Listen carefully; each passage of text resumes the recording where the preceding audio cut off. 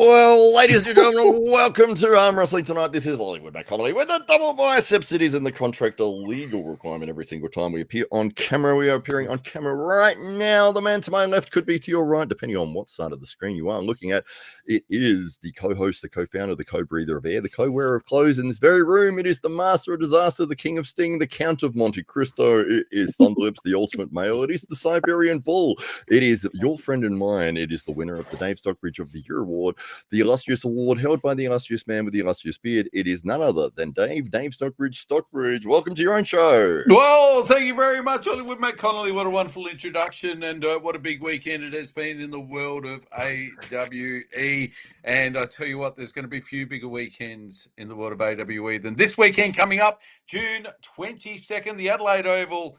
Two of the men that'll be colliding for the Intercontinental belt are on screen right now. The inaugural Intercontinental belt holder, Maatiewarangi the Beast Heta Morris, and of course the AWE left-hand heavyweight champion, Brett Coutts.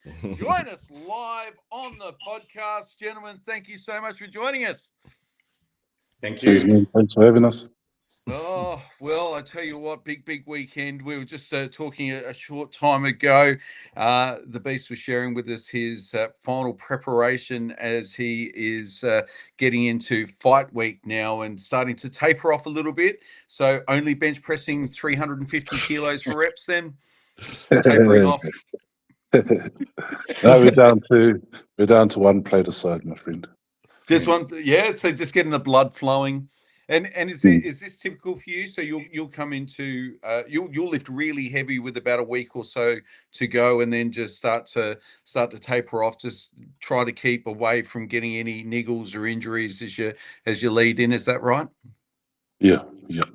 So last week I did an 80% lift, and now it's pretty much just tapering down and just keeping injury free and keeping the joints mobile and the blood flowing. And did you get to a point where you'll stop going into the gym at all, like a few days to go, or you're still heading in there? So Monday, today, tomorrow, and then Wednesday, Thursday off. Friday, have a little one, and then Saturday rest. Nice.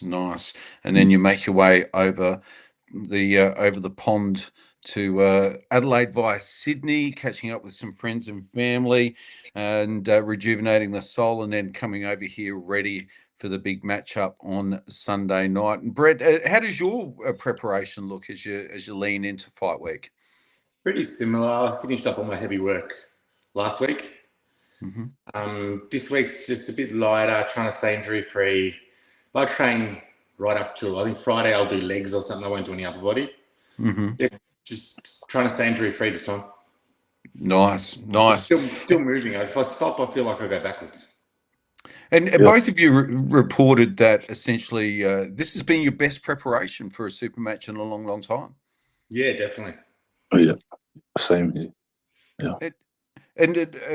Brett, for you, why has that been the case? Has it just been that you've been able to stay healthy the whole time? No bugs, no viruses, or no injuries, or all of the above? I had a little hiccup a couple of weeks ago, which slowed me down a little bit. That's gone now. But just after Rickard, I just rolled back into the best training I've ever had. So I think it remotivated me.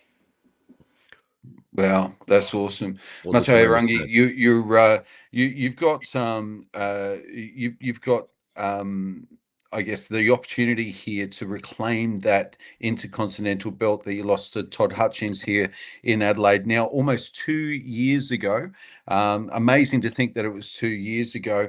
What's changed for you in the last 2 years? Are we going to see anything different technically? Are you just a stronger man than you were 2 years ago? What can arm wrestling fans expect to see on the table come 22nd of June? I think 2 years ago was the beginning of my international stint. Mm-hmm. And I've started arm wrestling, higher caliber arm wrestlers, started learning preparation for myself, in terms of super matches, big matches, elite arm wrestlers. And coming into this year, I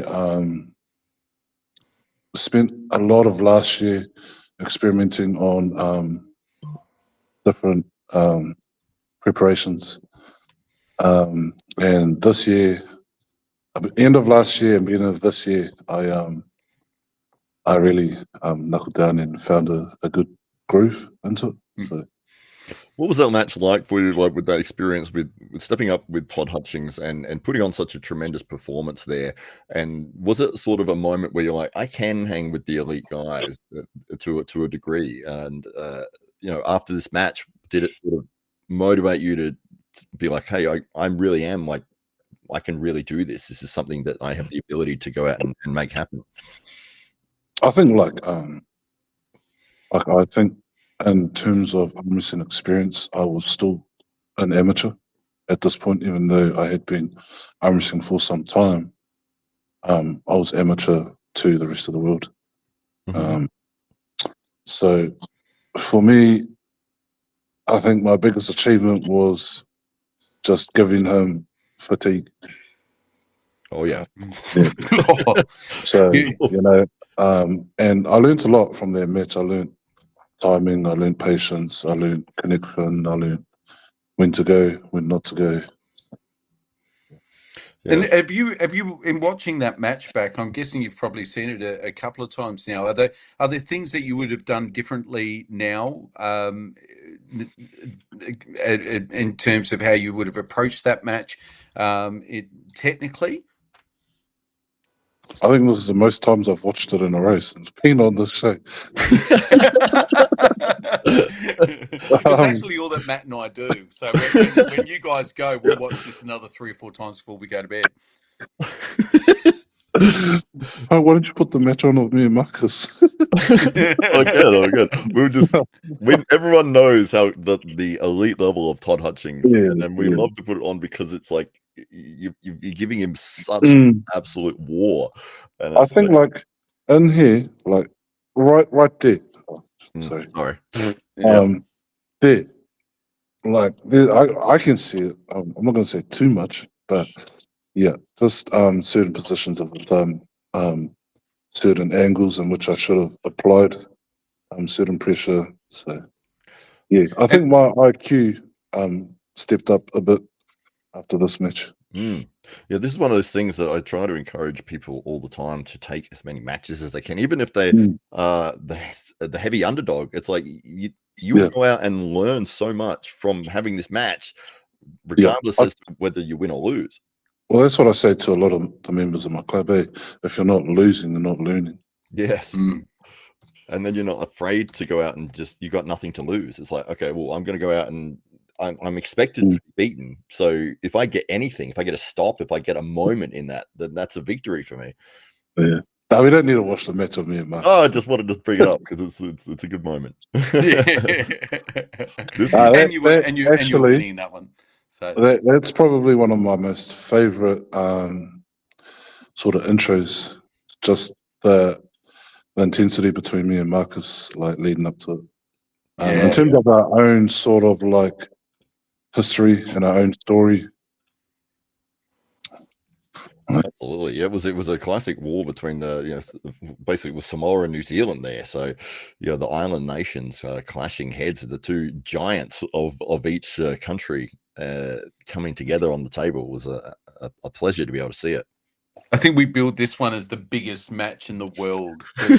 I think you were about 165 at the time, and Marcus was 171 on the scales there. Just absolutely epic. And Brett, when you were watching back those matches at Maatiewarangi, are you seeing some similarities between your style and Todd's in that? And we've made this point before where you're quite happy to go horizontal on the table and have a very similar shape. Is that something that you take away in terms of, okay, well, maybe there's a lane for me there? There's definitely some similarities. Like he's got some angles. There's just I don't think Matt did that much wrong in that match. It's just Todd can pull from some crazy angles. So, and I pull on a similar angle, just with a few differences though. Mm-hmm. Yeah. With a lot And, more I muscle, think- man.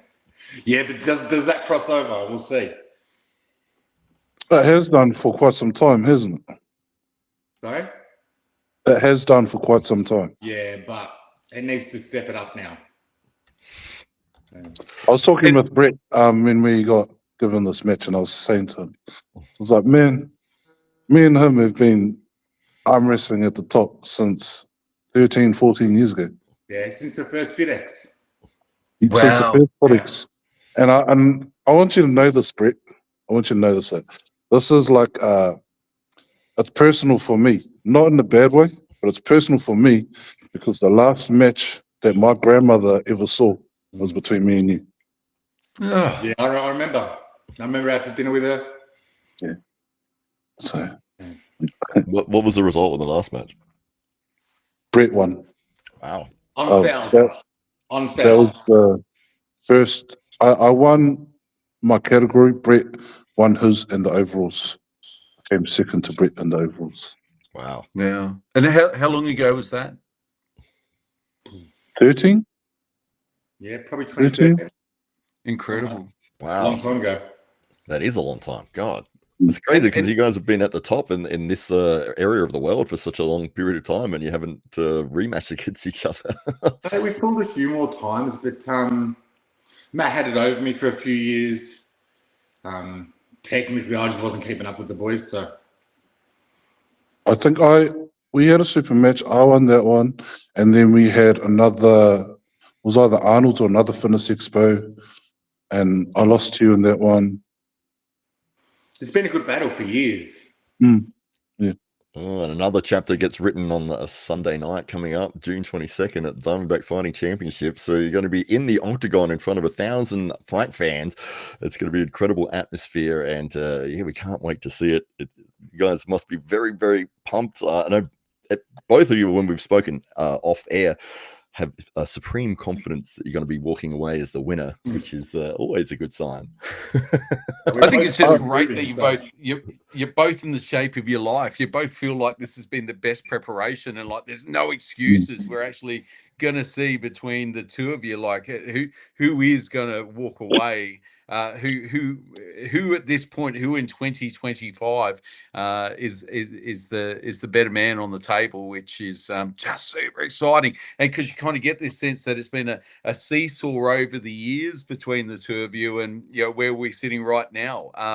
And we know that Maatiewarangi's been right there at the top, arm wrestling the elite. Brett has just re-emerged on the local scene over the last couple of years, taken the AWE by storm, and has now secured his own belt on left hand. Of course, have come runner-up twice the record on right at the AWE Grand Prix events, and is now knocking on the door of the international stages of the world. And so to have you both at this moment where you're seemingly at the apex of your abilities, and not to say that the best is not yet still to come. I mean, I genuinely believe for both of you that you guys are both on the climb even now. But to have you clash at this point in time just seems like the perfect moment in arm wrestling history, and a great way to settle some of those old scores and to see where everybody's sitting right now in 2025.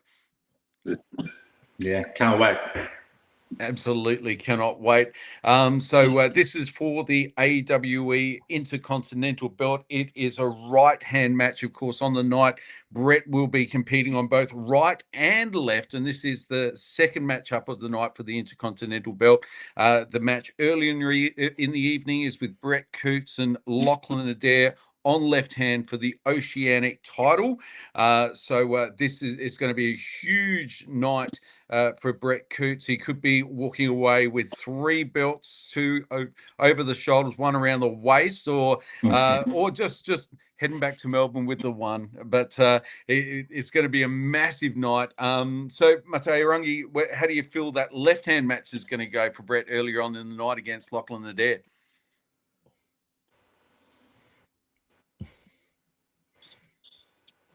I've felt both of them, and both were exactly the same result. Brett ripped my left arm off And Lachlan has done exactly the same. Wow. Wow. That's incredible. Yeah. It's hard to know where Lachlan's at because we haven't seen him. That's the problem. That's Yeah, right. Lachlan's like the Sasquatch of the Australian arm wrestling scene. It's been a little while since probably Over the Top was the last time he competed against it. Most of the Australian guys, I guess, and that's now going back nearly 2 years. So he's otherwise been walking the international stage, and it's been difficult to get him back. This would be the first time he's competed with AWE for nearly two years. I think AWE 2 was the last time we saw him on the AWE stage, and so this is going to be. I mean, a lot's changed in 2 years. I mean, Brett was just talking last week about how much he feels like he's improved even since just 3 months ago. So going back to March, Brett feels like he's had a climb. So how does Brett feel? How does Lachlan feel now? I mean, from what I understand, though, Lachlan's has been resting that left arm, but also I didn't know this about Lachlan, but he is naturally left-handed. Yeah, he's left-hander. Yeah. I think like and this is no disrespect to you, Brett, but I think Lachlan has an edge of aggression. Brett has definitely got like the power, but I think it's going to come down to that like genuine dark side aggression. No, But I don't bring that. what? I need to be calm. I need to be calm. I need to be thinking. I need to be knowing what I'm doing. If I go in aggressive and hyped up, my plans go out the window. It's interesting, a different But style. either way, like you are respectably like in a position to take on Lachlan, bro. You know, seeing what you did to Rickard. Yeah, but things have changed since then.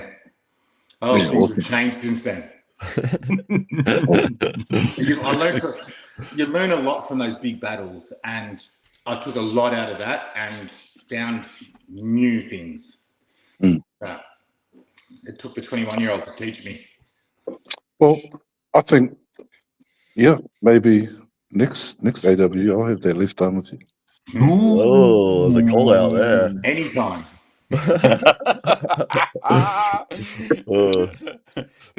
This is why we do these podcasts, of course, so everybody can set their own matches up. It's great. Let's not watch this. Oh, that's the left. I thought it was right. That's the left. It's the championship match between you and Rickard Bornman. I need to work out how to beat him right. Yeah, that's Chuck that right on. Chuck that right on after this. Embarrassed us all. And of course, Rickard Borman is at East versus West this weekend as well. He's got his match with Wallace Stilley. Do either of you know much about Wallace Stilley, and what are your predictions for that match? Seen videos of him beating Matthew Barbosa. Yeah. Well, but I'm Rickard all the way, man. No, Rickard's going to walk through him like he's not there. Yeah. We hope so. The research I've done on Wallace, he's been around for quite a long time and at that sort of top 10 level in the USA. And I think recently he's had some decent wins, some very big wins, which is why they've put him on that card, give him that opportunity. But going up against a rising star like Rickard Bornman is a big ask. But it's probably a very sensible match to make up, because you've got Rickard, who is his first time stepping up onto that stage, but then you've got Wallace with years and years of experience, and especially competing in the USA with the level that he's at over there. So it should be an interesting match. But as we can see here, Brett getting through Rickard with that press, and there was some. That was four presses in a row, I think it ended up being. Yeah, the shape of each round was very, very similar, wasn't it? So, and is this a similar shape that you feel you might take against Lachlan? No, no, definitely not. Okay, I don't. Rickard could take my hand. I don't think Lachlan will go that way. Okay. I'm hoping round one's just hook on hook, and let's see who's got what, and then go from there. We'd love to see that as well. That'd be Vince awesome. Lachlan be like, "Come on, mate, just starting the hook, would you? It's only round 1. It doesn't matter." So good, so good. Well, maybe we'll head over to the comments before we head away. Yeah, well, Phil Woody has jumped in. Let me just stop this screen sharing here, and we'll jump back to normal. Taryn Broad has jumped in here. He says he can't wait to see this match in person. He's going to be at the Diamondback Fighting Championship event on Sunday, and he will get to see not only the 2 matches that we have here, but an entire fight card of matches, which should be a lot of fun. It should be a great night. Phil Woody has also jumped in the chat here. He says there's 3 studs and 1 poser. Says, sorry, Matt. He's correct. Good to see everyone. As always, hit that thumbs up, troops, in the chat. Thank you very much, Phil. And he says that he will never forget the time that Maatiewarangi bench pressed both himself and John Thompson at the same time. He is a true beast. How did you do that? We had the barbell, and they were just sort of in like a pull-up position, pushing down on the bar. Oh, okay. But, yeah. It would have been so uneven because John Thompson's a lot bigger than Phil Woody. It was all right. It was all right. Yeah, when you're used to pressing 250 kilos, I guess, what their combined weight would probably be like 150, 160. So it would have been a warm-up. Yeah. All right, before we go away, maybe let's just go through some of the vital measurements. So, Maatiewarangi, you're sitting at 170, 175 kilos. Yeah. And forearm measurements? 18 and a half. And bicep? That's 23. I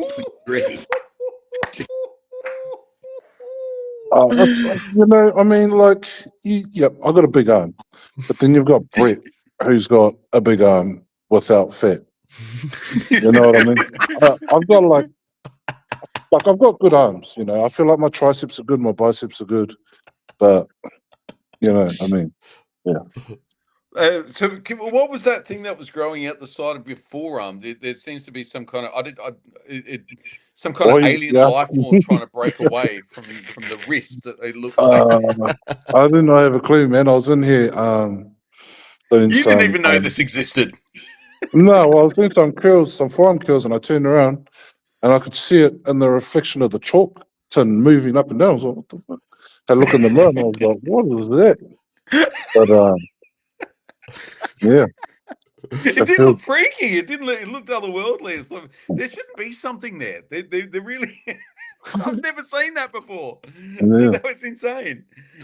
The fun for me as a fan is hearing the gasp of people when they see either Brett or yourself walk into the room and they just go, "Oh my God, who is that?" And you're like, "Well, that's the guy you're facing."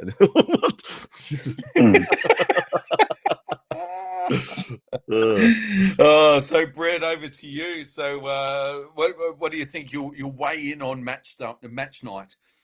Somewhere between 105 and 108. Oh, okay. So this is a big version of Brett Coutts. And forearm? I don't know. No idea, to be honest. Big. Don't measure it. Or... No, I don't measure. About that big. About that big. Do you have a thing out the side of it as well? No, I was watching that. It looks like something's growing under his skin. He's got an extra bit. He's got an extra bit up here too. Oh, the back of his wrist is like this. Yeah. And from memory, your left bicep is bigger than your right. Yeah, my left bicep is bigger. Yeah, right. Okay, so mostly in the tricep. Yeah, my left tricep's a lot bigger. That's strange, isn't it? Because you're right-handed naturally, aren't you? Yeah, but my left leg's stronger, my left arm's stronger, marginally, but it is. Are you sure? I've had all my injuries have been to my left side. Oh, that's weird. I've chopped my toe off on my left side. I've chopped my foot with an axe. I've broken my fingers on my left side. Everything's. Yeah. God's preserving the right side for a very special mission. Yeah. So Brett, you're at 21 on the left side, is that right? They're both about 20, 21. 21, yeah, 20, right. 20 and 21.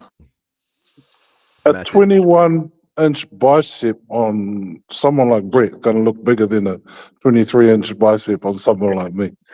Wow. Yeah, it's like a He-Man figurine, isn't it? It's absolutely extraordinary. I do say to people, Brett Coutts is maybe the most muscular human being I've seen in person, like with my own very own eyes. And at 47, 48 years of age, it's simply extraordinary. There's few individuals on the planet that carry that degree of physicality, and certainly not at that age. And yet Brett still feels like he hasn't hit his peak. I don't know when that happens. Maybe when he's 65, maybe when he's 70. I don't know when we hit peak Brett. I don't know when that happens, but another 10 years. I'm hoping for another 10 years. Can you imagine he's going to have 23-inch arms by then? It's just going to be incredible. So, 0% body fat. So can we get maybe predictions for the score lines from both of you? I know you're both very confident. Obviously, Brett feels that Brett's going to win. Is it a 4-0, Brett? How do you see it? I feel I could lose the round if I make a mistake, but it'll either be 4-1 or 4-0. Okay. Some humility there. It was refreshing. Maatiewarangi, what are you thinking? It's gonna be a clean sweep. Yeah. Just 4-0. I know 4-0. Brett is a dangerous man. I know that.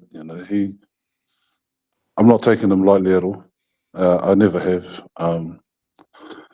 But yeah. This match here I take it to heart. Like I said, because my grandmother was there. And I forgot about that dinner, Brett.